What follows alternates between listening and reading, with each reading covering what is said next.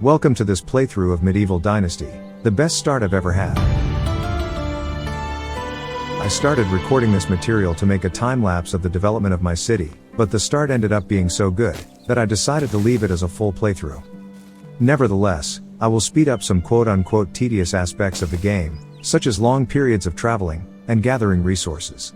As such, it may not be ideal if you're just familiarizing yourself with the game, since I will not delve into any details about game mechanics or quests. I'll focus in showing you the things I did right and the lucky hits I had that make me think this is the best start I've ever had.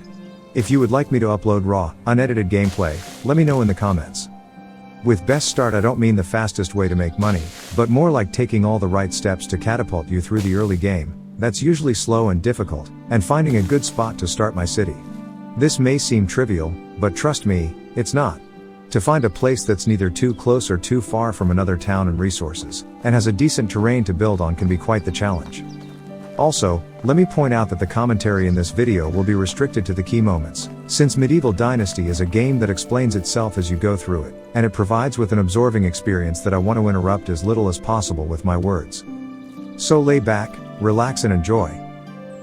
Just in case you've never had any contact with this game, I'll let you know that, at the very start, it's kind of like Minecraft. You have to gather raw materials to build basic tools to build other things and extract more materials. The very first tool one makes is the axe, which allows you to chop down trees and get yourself some logs, which are required to build other tools and your first house. This game starts looking like Minecraft, but as you progress it starts feeling more like a mix between an RPG and a classic city builder, but in first and third person.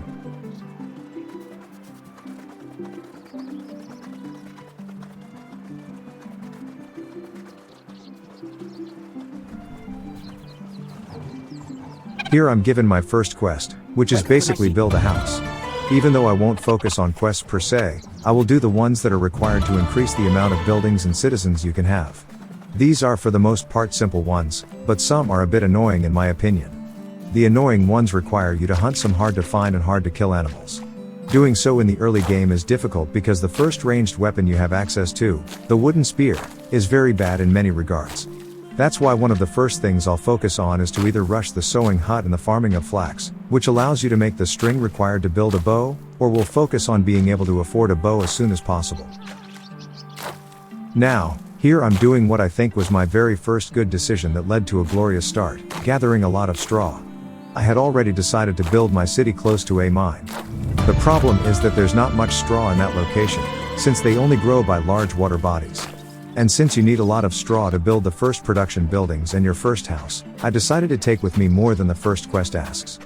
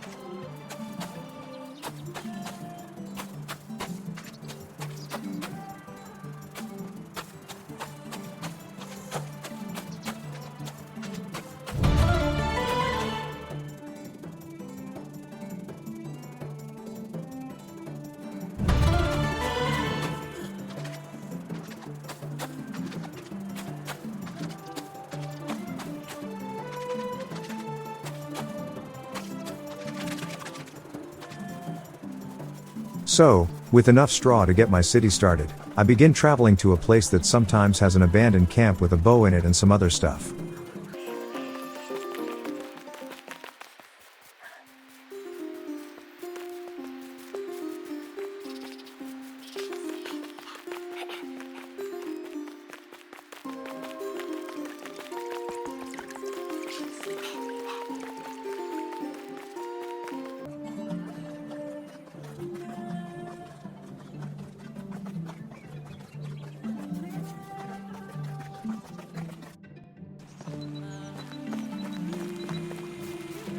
As I get closer to the place I mentioned, I get a bit disappointed to see that for this playthrough the camp hasn't spawned yet. There are key places that spawn random abandoned loot. I think they rotate with each season. In this case, I leave with my hands empty. I decided to just go straight north, to an area I chose to host my city because it's close to a mine and 2 NPC towns. Even though I know I want to build around there, I'm still unsure about the exact spot.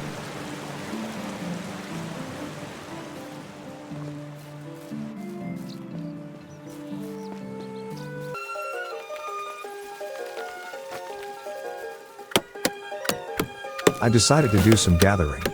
The very first tools and weapons you build are made of wood, sticks and stones. They lose durability, and in the case of wooden spears, when you throw one you lose it until you recover it. When chasing prey, which is something I'll have to do soon to get some food, this can prove troublesome, because hitting your target and dealing damage to it usually takes several shots, unless it's a rabbit.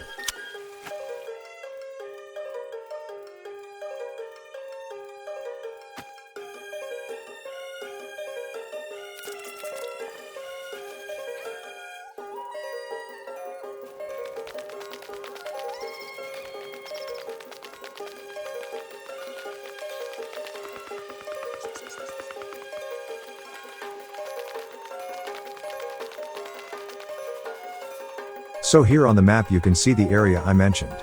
Between these two cities there's a pretty accessible mine. This is the zone I want to explore, even though I'm not opposed to building somewhere else as long as it's not far away from there.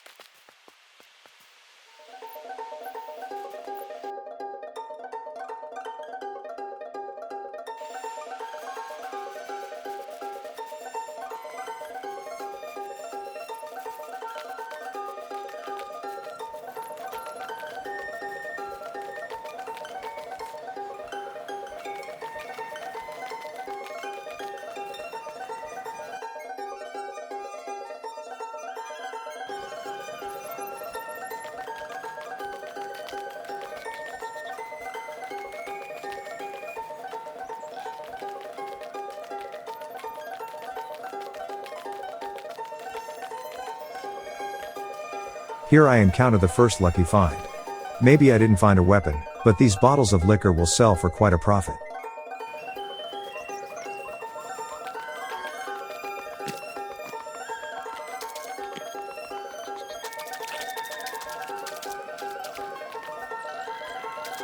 At the moment I'm in a location some YouTubers call the swamps or the marshlands. I'm glad to see that reed grows here, because it's a source of straw not that far from the place I selected to build my city. I saw on some YouTube video that you can build things on the water in this place, so I gave it a try. It must have been in a previous version of the game, because as much as I tried, I couldn't do it.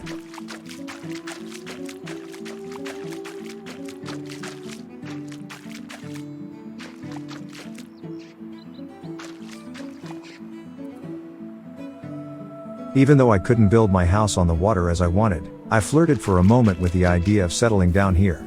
This place is surrounded by plenty of wood and resources, has some flat lands ideal for farming, and is quite visually appealing. Also, it would prove an interesting challenge to design a functional and aesthetically pleasing city here.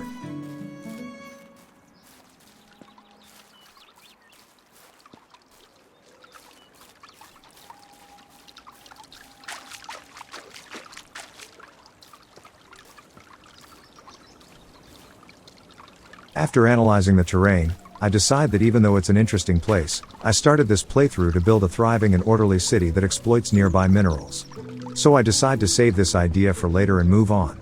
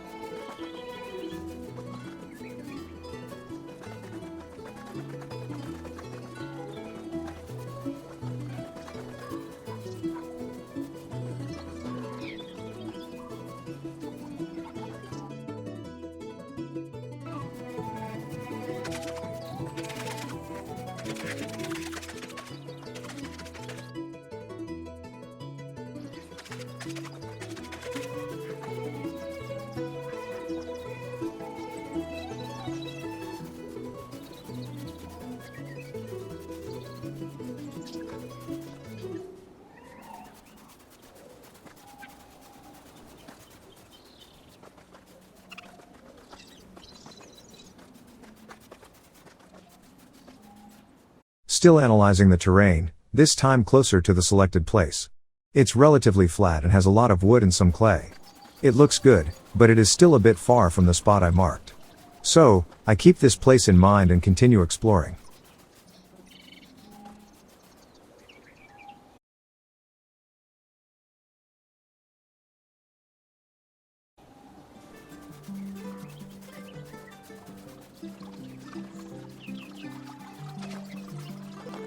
And then, I hit my second jackpot. An abandoned camp with plenty of loot. Most of this is of no use to me at this point of the game, but it definitely will be sold and get me a good amount of coins.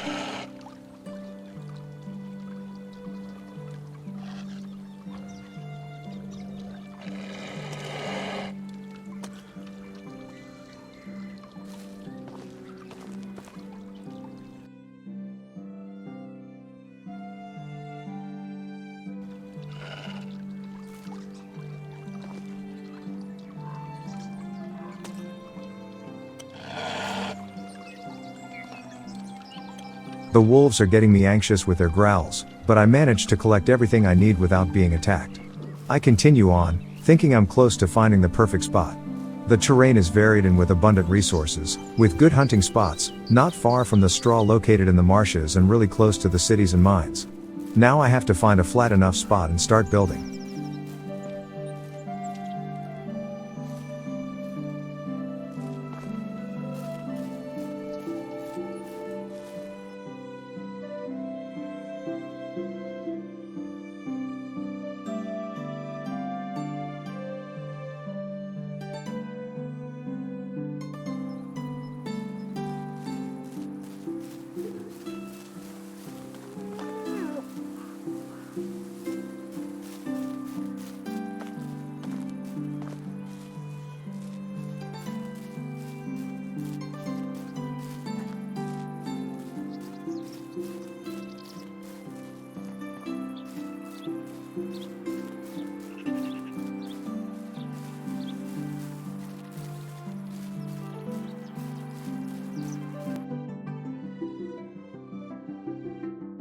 I find a balanced place that looks right for building a city. The terrain is flat, there's plenty of forest to get wood, and I also find empty space, which is great for building farming fields without having to cut down dozens of trees to clear the terrain. There's also some clay nearby. I decide to build here, but I'll wait for the light of a new day to do so. Evenings are very pretty in this game, but if I record during nighttime neither you or me will be able to see anything.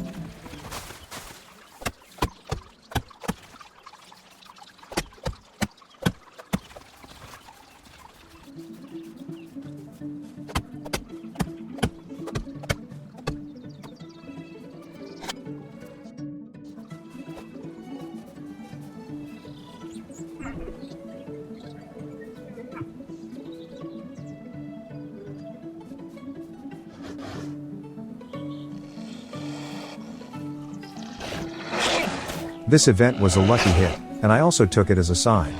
As soon as I locate my house to start building it, I hear a wolf growl and turn around. I see a wolf chasing and attacking a deer. I had never seen that before, and I think it would be great to have the wolves do the killing for me in the early game to get free meat. The thing is, I'll have to kill the wolf if I want to secure my well-being. Either way, this told me in my role-playing mind that it was a sign. The city shall be built where the hunter becomes the hunted.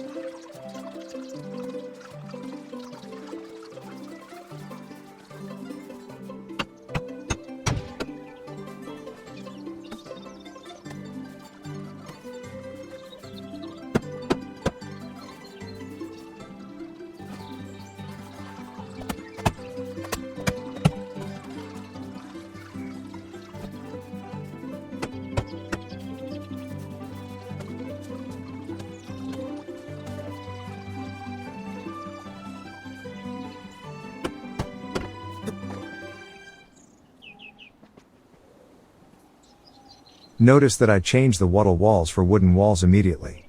That's one of the reasons I like to build in or near a forest. I skip the wattle walls and go straight for the tier 2 log walls. This is because when I get a wife I want to keep her mood high, and when we move out I want the same for the new tenants. The homes I build for my citizens will also be wooden from the get-go. Wattle walls don't raise the mood over 25, and mood is important to keep people productive and reproducing. As a good aristocrat, I want my peasants happy while they work for me.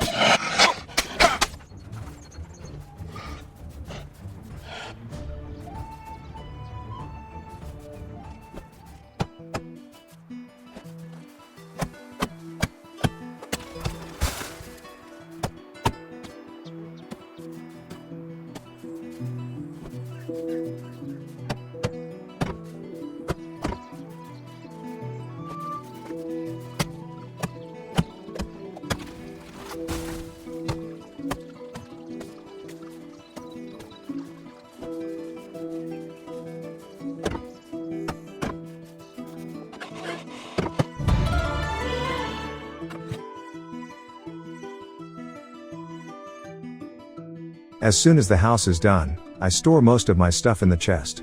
One of the most challenging aspects of the early game, in my opinion, is that you have quite a small relative carrying capacity.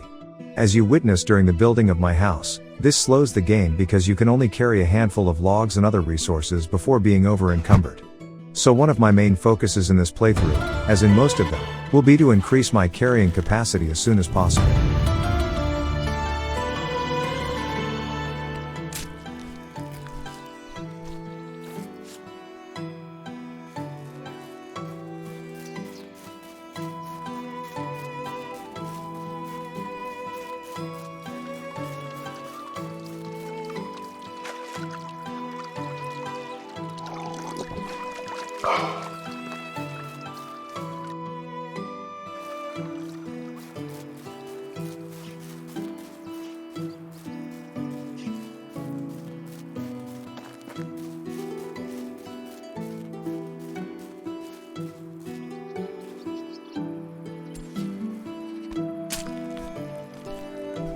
Now that I have less cargo on me, it's time to loot the animals the wolves killed. This way I can secure meat until I'm able to start producing more elaborate food. I also examine the surrounding area to start planning my city. The more time I spend in this place, the more I'm convinced I made the right choice settling here.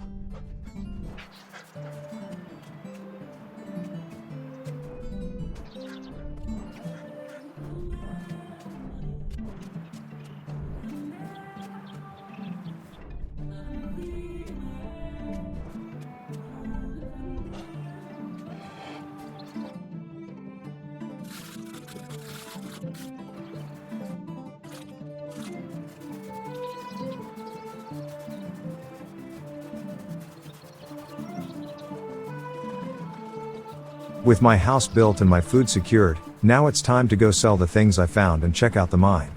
So I head west to the first town.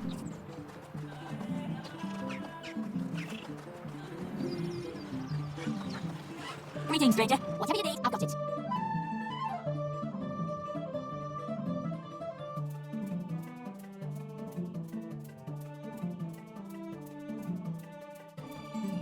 Goodbye.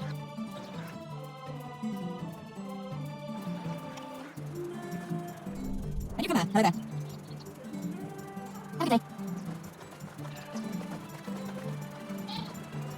How are you? Goodbye.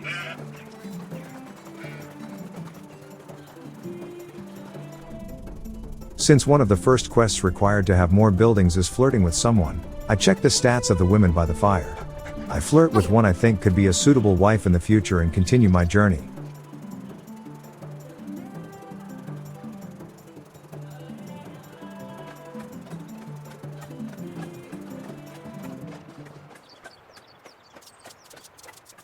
See you soon.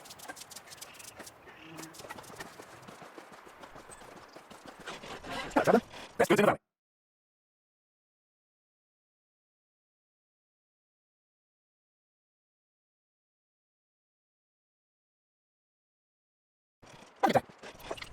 Hail, friend.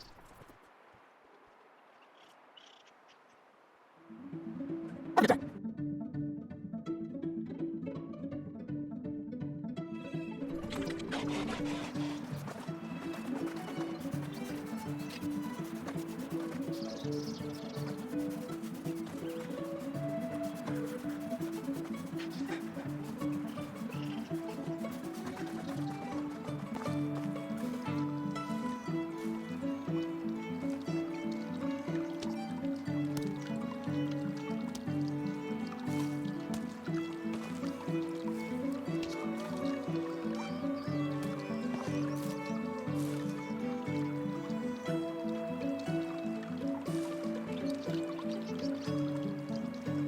As I approach the mine, I find a barrel with some ore I can sell.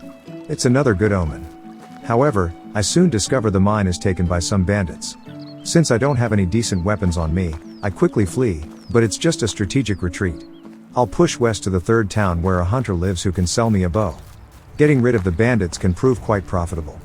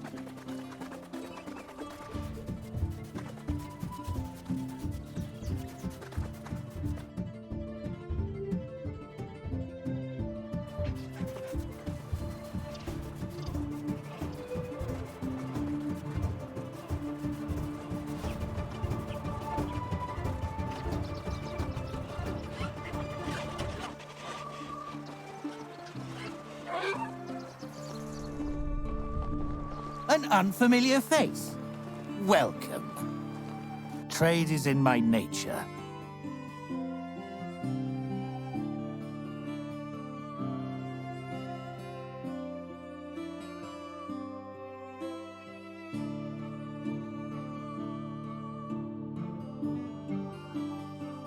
Now I'm properly armed and ready to fight. The bow is a game changer, because its damage is quite superior compared to other early weapons and has much more range than the spear. With this you can kite human enemies. Against animals it's more difficult to kite when they attack, because they are usually much faster than humans, but the bow's precision over other ranged weapons shines through, making it easier to hit soft spots. This game takes into account the place you hit your enemies. That's why getting a bow should always be a priority. Lock and loaded, I head back to the cave where the bandits were, now trying to surprise them from behind. Join me in the next video to see the fight and what I get from it, so you can continue to discover why this is the best start I ever had. See you then. If you enjoyed this video, don't forget to like and subscribe. If you didn't, don't forget to let me know in the comments. All suggestions are welcome. Thanks for watching.